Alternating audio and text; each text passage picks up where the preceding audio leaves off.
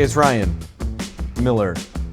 I know it doesn't seem like it. I promise that's true. This is going to have to be an episode for the podcast folk, and only those that can see will know why. So, pretty much immediately after telling you what the next 4 movies were going to be, I turned off the camera and thought, wait, which ones? Because there's 3 to 4 heavy hitters in this group of 4. So I wouldn't say I'll do them justice individually, but again, as kind of an overview, again, a catch-up that will incorporate all 4 of these and kind of move us along this list and explain a little bit about where we're going. This might also not do that justice. So first up, we have Five Fingers of Death, which I learned a new thing this week that might be obvious to anybody that's already watching these, but I keep giving you alternate titles for these movies. This is going to become more common now because with this movie in particular, also known as King Boxer, or originally known as King Boxer, when it was re-released in the United States, it was renamed Five Fingers of Death. That was also often done with a dub, that who knows if it was accurate, but this is what would begin to happen with the Kung Fu boom in America. And this was pretty much the tip of the spear. And whether purposefully or not, Five Fingers of Death really seems like it was made in a laboratory to be that movie. It's got some familiar tropes already. It's got 2 rival schools. One of the schools even allies themselves with Japanese karate. But I don't know if that's actually how it's said. I don't even remember what movie that's from. Wayne's World? It's got some leftover bits from 60s wuxia films, which actually makes sense. The director, Jung Chang-hwa from South Korea, actually, had been active for some time already. So it's not afraid to put in a little bit of melodrama. It also has some supernatural elements to it. Whenever he's doing the Five Fingers of Death, there's some red gel lighting, I'm pretty sure, on top of it that looks fantastic. So it has a lot of bits from movies that we've already talked about, movies from the genre, but it's like they perfectly distilled it into a single thing, and then that made its way out to the States like, you want to see what we've been doing? Here you go, which can't be true. They didn't make this to go take over the United States. I think that was just where the zeitgeist was at the time, but that's what happened. Apparently in that same year, 1973 alone, 30 more Kung Fu movies came out. So it had begun, but one of those movies was probably not The Fate of Lee Khan, the next one I'm going to talk about from 1973. And the reason I say that is because it does seem to occupy a different space. It still might have been one of those movies for all I know. It doesn't actually have an English dub title like Five Fingers of Death or anything like that. You're going to notice a distinct difference between the original title and what they ended up naming it for release in the States as part of the Kung Fu boom. But The Fate of Lee Khan is another King Hu film, is probably why. He was already in Taiwan doing his thing, so this is a production of that. And it's as gorgeous as anything that comes before it, although it's not the one you hear about the most. I feel like it doesn't show up on a lot of his top 10 or top 5 lists that you can find on the internet that I read. But it is the first instance I could find of Sammo Hung doing the action choreography or the Kung Fu choreography or I forget. It's always a toss-up as to what the credit is, certainly by IMDb standards, but also at the time, if there even was. So I always try and trick myself into thinking I can tell a Sammo Hung choreographed movie. I don't know if that's true here, but I've watched enough things that I feel like him, and to some extent it's him and Jackie Chan's thing, they take into account the environment a bit more than most. Like his TV show Martial Law, which if you've never watched, it's absolutely fantastic. Can I talk? I'll talk about that here at some point when chronologically it comes up. But that show is pretty much like Sammo Hung was in a bank and thought about it for a bit and came up with 10 or 20 things, which might actually attribute more planning that was actually happening, because a lot of times I've heard Sammo will just show up on set and do all that improv on set, was how good he was. So either way it happens, I feel like watching The Fate of Lee Khan, I can see some of that here.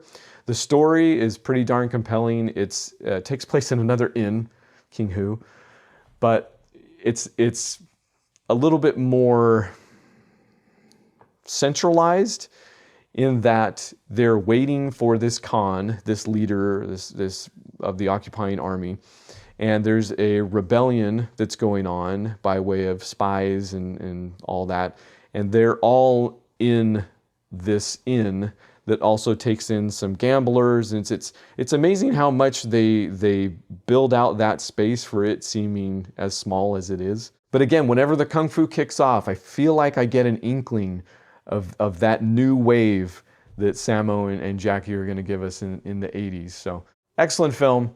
Next up, slightly less excellent. In fact, again, of these four that might all be heavy hitters, this might be at the bottom, but it's significant for at least two reasons. I already mentioned Kar-leung last week as Cheng Che's action choreographer for a lot, if not most, of his films.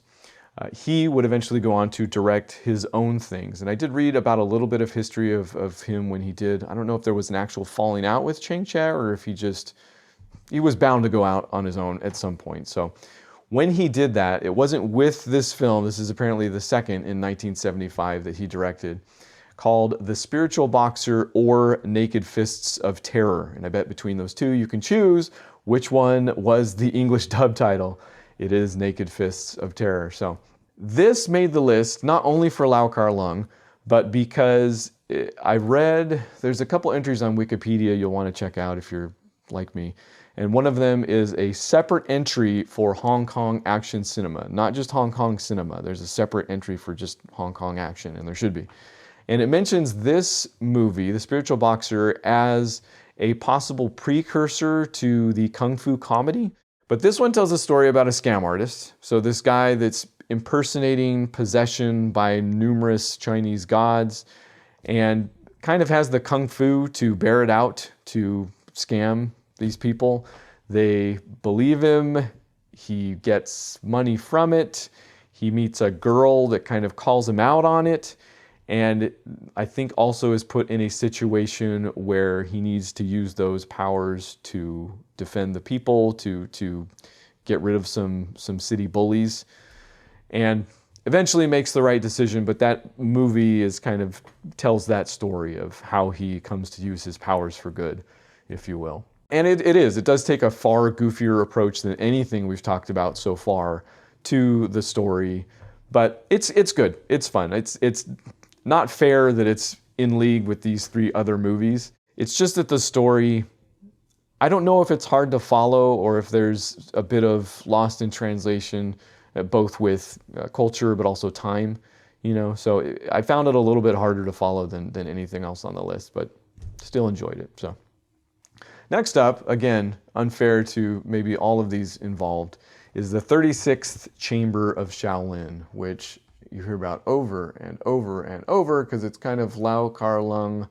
going all out. Sorry if I trailed off there. I was looking up the US dub title, which again does not disappoint.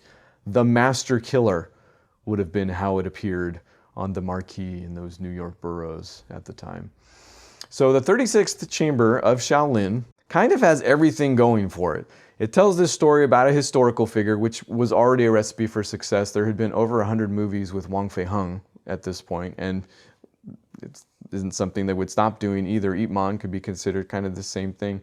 But it takes a historical figure in San Te, which was a Shaolin martial artist that studied in a temple, and he goes through these 36 chambers to train. Each of them kind of has, it's not a gimmick, but it's a theme or a skill to them. And it captures the imagination, in a way that I could see people trying to recreate these things at home or something like that after they got back from the theater. So the story's already great. Now imagine it's told by already a top-tier action choreographer that gets a hold of a camera and knows exactly where to put it, how to move it for the choreography. And it stands all on its own. And it came out at a time where Bruce Lee was already doing his thing, might have already passed away even, 1978. And Jackie Chan, this was the same year that Snake and the Evil Shadow, I believe, came out. Fantastic film, but seem like another new wave already cresting, and then 36th Chamber comes out, completely holds its own. The choreography is great, the story is great, but it also has a really tight script. It's, I believe, taking place at the latter end of the Shaw Brothers' dynasty, you could say. So it's got the budget. It just looks fantastic. It looks like the biggest Shaw Brothers movie I've seen so far. So another huge recommendation amongst 3 other also pretty big recommendations. Again, these proven films that I'm watching and talking about because I've been out of the loop for that long. So ton of fun. That's it for this week. If you are a patron, you're amazing, and that's why I'm doing this, and that's why this is here. If you're not, you should thank them or become one of them. Next week, we're going to talk about Snake in the Eagle's Shadow, Game of Death, which we will fill in some of the gaps with Bruce Lee. I know anybody should be yelling at their screen right now why I've seemingly skipped over all of Bruce Lee's films. We'll get to it with Game of Death next week, of all things. So Enter the Fat Dragon and 5 Deadly Venoms. So it'll be another catch up next week with those.